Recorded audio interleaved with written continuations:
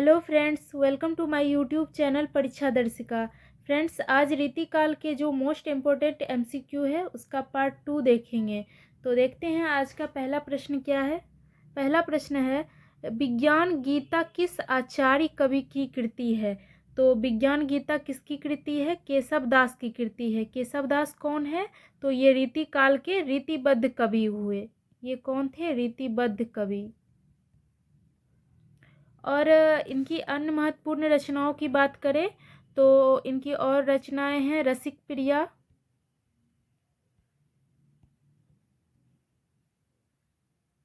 कवि प्रिया,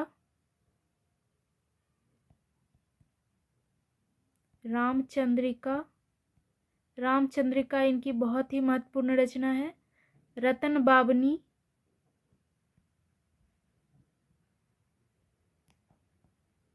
ये इनकी महत्वपूर्ण रचना है। और मैं अन्य रचनाओं को इसलिए यहाँ पे लिख दी क्योंकि ये रचनाएं दे दी जाएगी रसिक प्रिया किसकी रचना है, तो ये केशव दास की रचना है। इनकी बहुत बहुत महत्वपूर्ण रचना है रामचंद्रिका।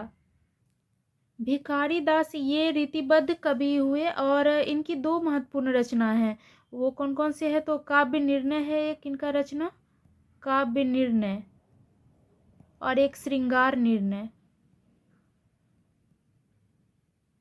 ये इनकी दो महत्वपूर्ण रचनाएं हैं।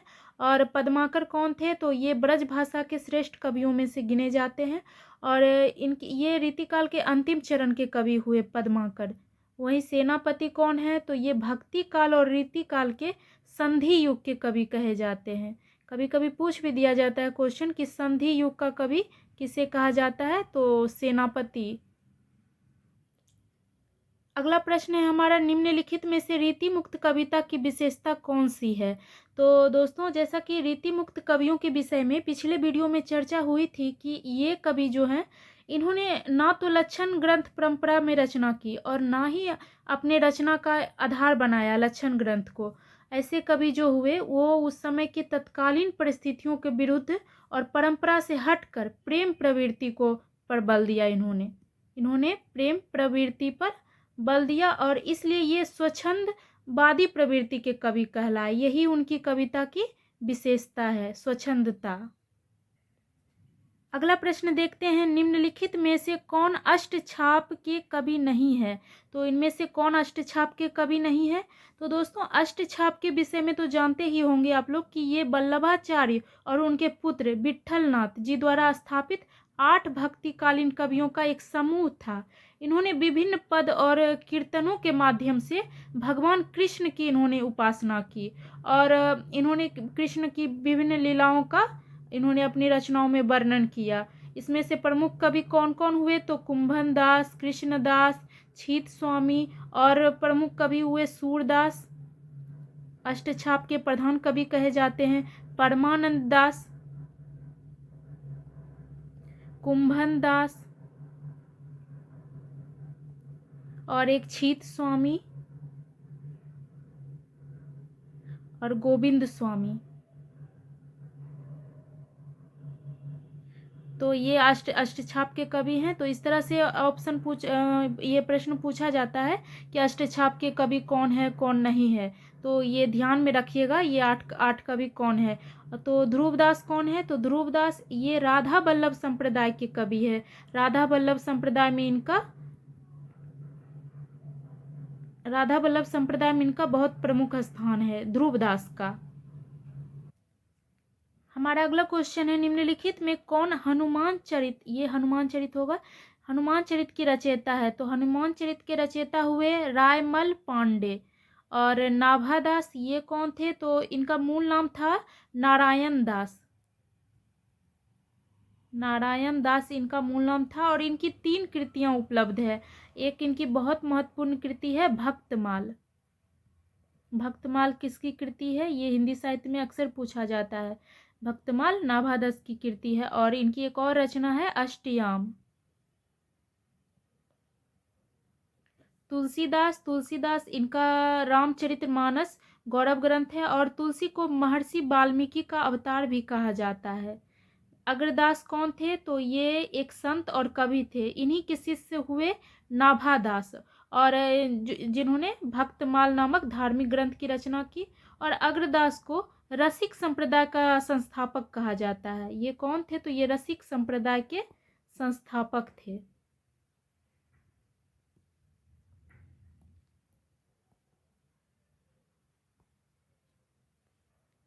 ललित ललाम किसका ग्रंथ है? तो ललित ललाम मतीराम का ग्रंथ है। और इनकी एक और रचना है रसराज। दोस्तों मतीराम कौन थे? तो ये ब्रज भाषा के कवि थे, प्रसिद्ध कवि थे ब्रज भाषा के। और ललित ललाम और रसराज इनकी प्रसिद्ध ग्रंथ है। जसवंत सिंह कौन थे? तो ये मेवाड़ के शासक थे और ये उच्च कोटि के लेखक भी थे। इनकी रचनाओं की बात करें तो सिद्धांत बोध इनकी प्रसिद्ध रचना है, सिद्धांत बोध। और इनकी एक और रचना है प्रबोध चंद्रोदय।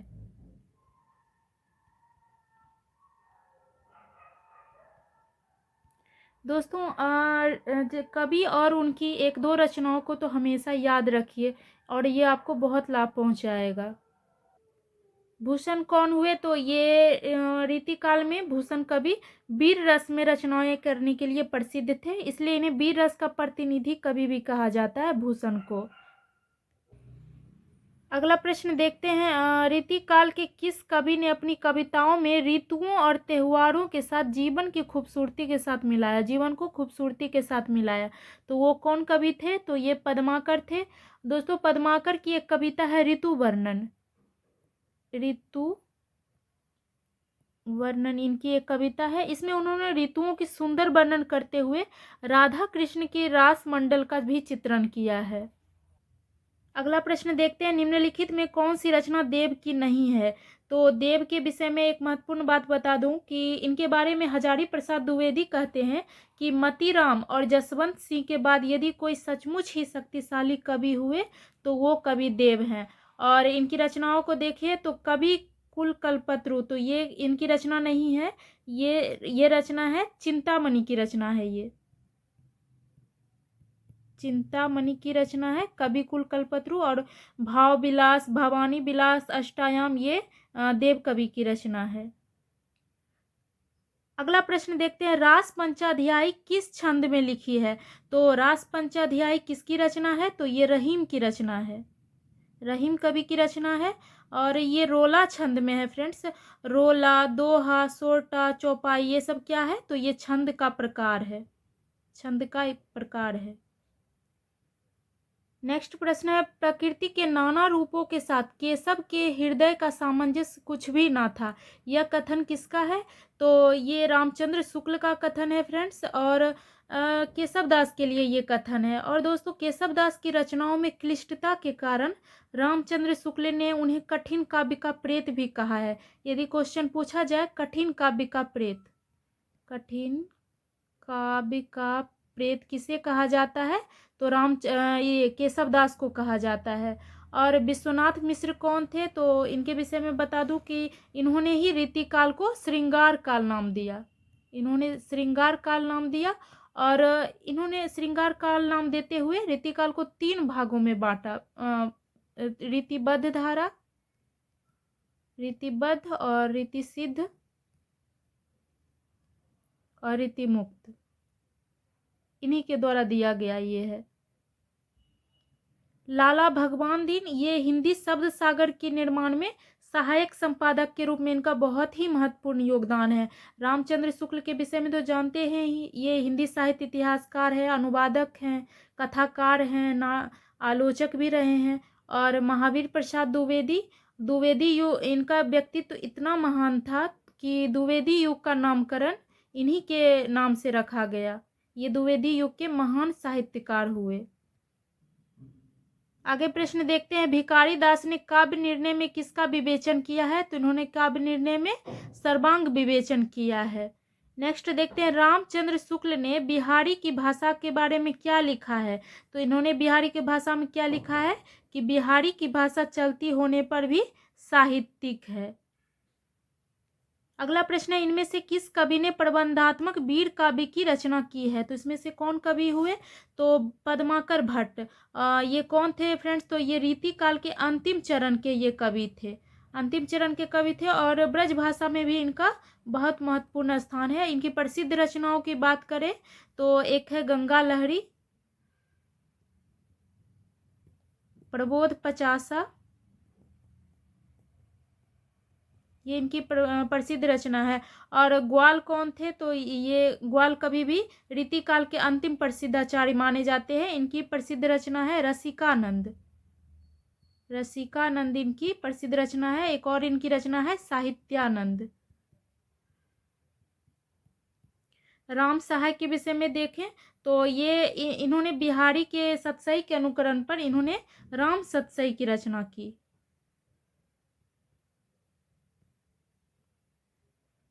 चलिए नेक्स्ट है, इनमें से किस कवि ने सतसई की रचना नहीं की है, तो किसने नहीं की है, तो रसनिधि भी रचना की है सतसई का, बृंद भी, भूपति भी, बेनी परवेन, इन्होंने सतसई की रचना नहीं की है।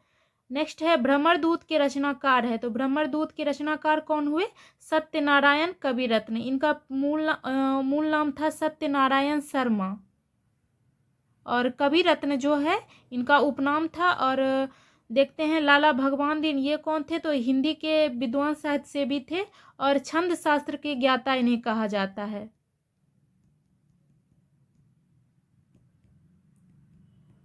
जगन्नाथ दास रत्नाकर, ये कौन थे, तो ये आधुनिक युग के श्रेष्ठ ब्रज भाषा कवि थे। और राय देवी प्रसाद पुन, ये ब्रज भाषा के भी प्रौढ़ कवि माने जाते हैं ब्रज भाषा के। अगला प्रश्न है, राम ध्यान मंजरी के रचयिता हैं, तो इसके रचनाकार कौन हुए, स्वामी अग्रदास हुए। इनकी अन्य रचनाओं की बात करें तो ध्यान मंजरी, राम ध्यान मंजरी और पदावली इनकी महत्वपूर्ण रचनाओं में से है। और केशव दास की प्रमुख रचना तो पिछले प्रश्नों में भी देखे थे, रसिक प्रिया, कवि प्रिया, छंदमाला,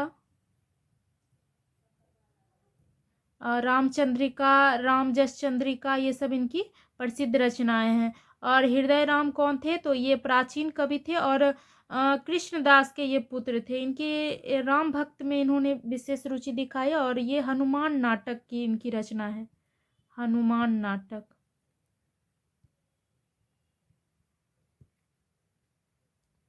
आगे देखते हैं, इनमें से किस कवि ने नक्सिक शीर्षक से काव्य रचना नहीं की, तो कुलपति मिश्र, सुरती मिश्र और पजनेस, इन्होंने नक्सिक शीर्षक से काव्य ग्रंथ की रचना की। नृप शंभु ये नहीं किए। अगला प्रश्न है हमारा, अंग दर्पण किस कवि की रचना है, तो अंग दर्पण किसकी रचना है, ये रसलीन की रचना है। इनका जो मूल नाम है फ्रेंड्स, पूरा नाम था इनका सैयद गुलाम नबी, इनका मूल नाम है। और रसलीन उपनाम से ये कविता करते थे। इनकी दो महत्वपूर्ण कृति है, एक तो अंग दर्पण और इनकी एक और महत्वपूर्ण कृति है रस प्रबोध।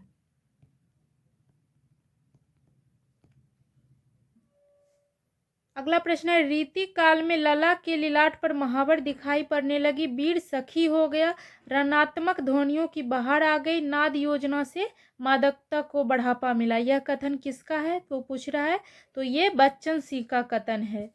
देखते हैं नेक्स्ट, देखते हैं, नायिका भेद की संकीर्ण सीमा में जितना लोकचित आ सकता था इस काल रीति काल में, इस काल का उतना चित्र निश्चय ही विश्वसनीय और मनोरम है। यह कथन किसका है, तो ये हजारी प्रसाद द्विवेदी का है। इस तरह से कथन भी आप ध्यान में रखिएगा, ये महत्वपूर्ण है। मतीराम के ललित ललाम का मुख्य वर्ण विषय क्या है, तो इनका मुख्य वर्ण विषय है अलंकार निरूपण। अगला प्रश्न है हमारा, बड़बय छंद में किस कवि ने नायिका भेद का निरूपण किया, तो किसने नायिका भेद का निरूपण किया बड़बय छंद में, रहीम।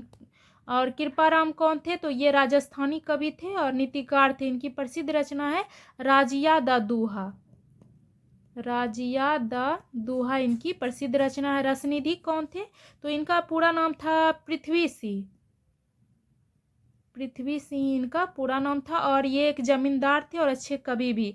इन्होंने भी बिहारी सतसई के अनुकरण पर रतन हजारा लिखे, रतन हजारा नामक दोहा का एक ग्रंथ की रचना की इन्होंने, रतन हजारा।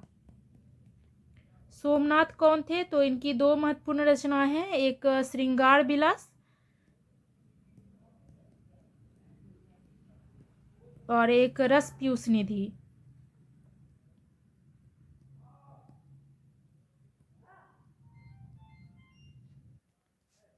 अगला प्रश्न है हमारा, निम्नलिखित काव्य कृतियों में कौन सी कृति प्रबंध काव्य नहीं है? प्रबंध काव्य किसे कहा जाता है?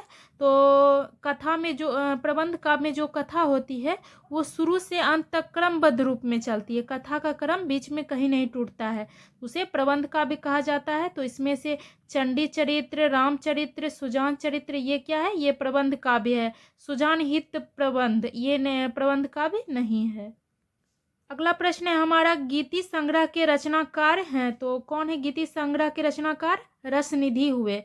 और देखते हैं सुरती मिश्र कौन है? तो ये रीतिकाल के कवि हैं और इनका रीति परंपरा के समर्थ कवि और टीकाकार के रूप में बहुत महत्वपूर्ण स्थान है सुरती मिश्र का।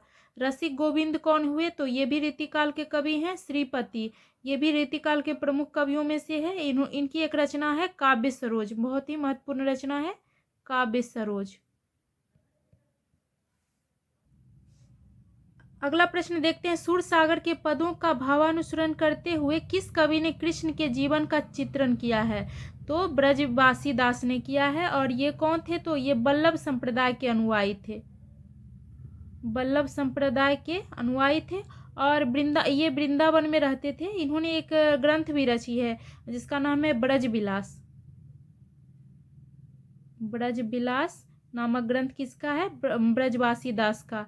रामचरण दास कौन है? तो ये राजस्थान के हिंदू गुरु हुए और राम स्नेही संप्रदाय के ये संस्थापक हैं।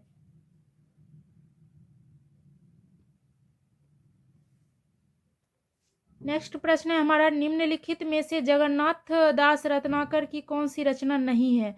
तो इसमें कौन सी रचना नहीं है पहले देख लेते हैं कौन कौन सी रचना है। तो हिंडोला, गंगावतरण और उद्धव शतक, ये इनकी रचना है। और भ्रमर दूत, ये किसकी रचना है? तो इसके रचनाकार हुए सत्यनारायण कविरत्न, सत्यनारायण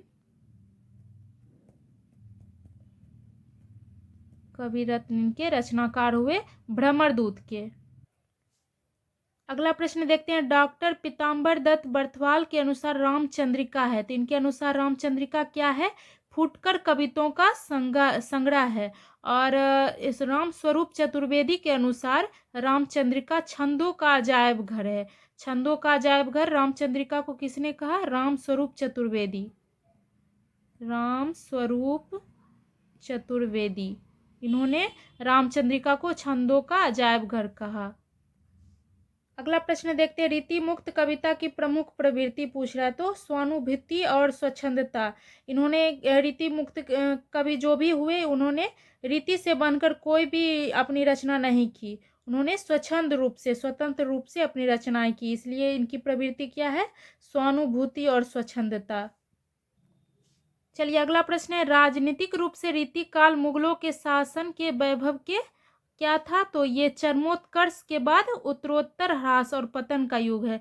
दोस्तों मुगलों का शासनकाल का प्रारंभ देखें तो बाबर द्वारा 1526 ईस्वी में हुआ और अंतिम सशक्त मुगल शासक औरंगजेब थे, उनका शासनकाल था 1658 से 1707। इसी समय रीतिकाल का समय देखें तो 1643 ईस्वी से 1843 ईस्वी तक रहा माना जाता है। और समय और राजनीतिक रूप से दोनों आधारों पर रीतिकाल मुगलों के उत्तरोत्तर ह्रास और पतन का युग है। अगला देखिए कौन सा है, निम्नलिखित में कौन सी रचना ठाकुर जगमोहन सिंह की नहीं है? तो इनकी कौन कौन सी रचना है? प्रेम, संपत्ति कला, श्यामालता और श्यामा सरोजनी इनकी रचना है। प्रेम प्रलाप, ये इनकी रचना नहीं है, ये किसकी रचना है? तो इनके रचनाकार हुए भारतेंदु हरिश्चंद्र।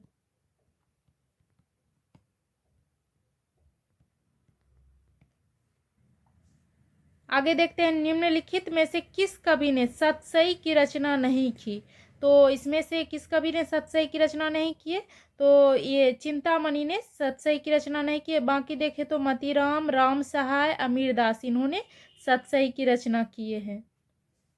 अगला प्रश्न देखते हैं, यदि प्रबंध काव्य एक विस्तृत वनस्थली है तो मुक्तक काव्य एक चुना हुआ गुलदस्ता। बिहारी के संदर्भ में उपर्युक्त कथन किस आलोचक का है? तो ये रामचंद्र शुक्ल का कथन है। अगला प्रश्न देखते हैं।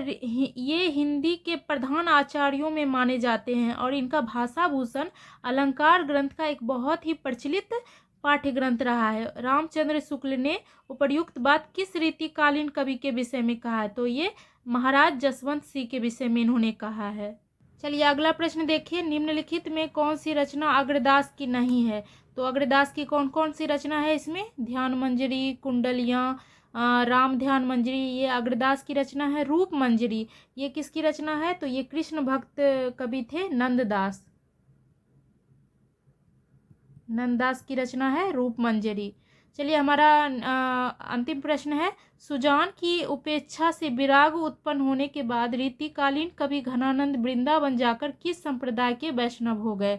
तो ये प्रश्न कल के वीडियो में भी हम लोग देखे थे कि जब उनकी प्रेमिका सुजान का साथ छूट गया तब वो वृंदावन चले गए और वहाँ भगवान के कृष्ण के प्रति अनुरक्त होकर इन्होंने निम्बार्क संप्रदाय में दीक्षा ले ली और राधा कृष्ण संबंधी इन्होंने गीत बहुत लिखा।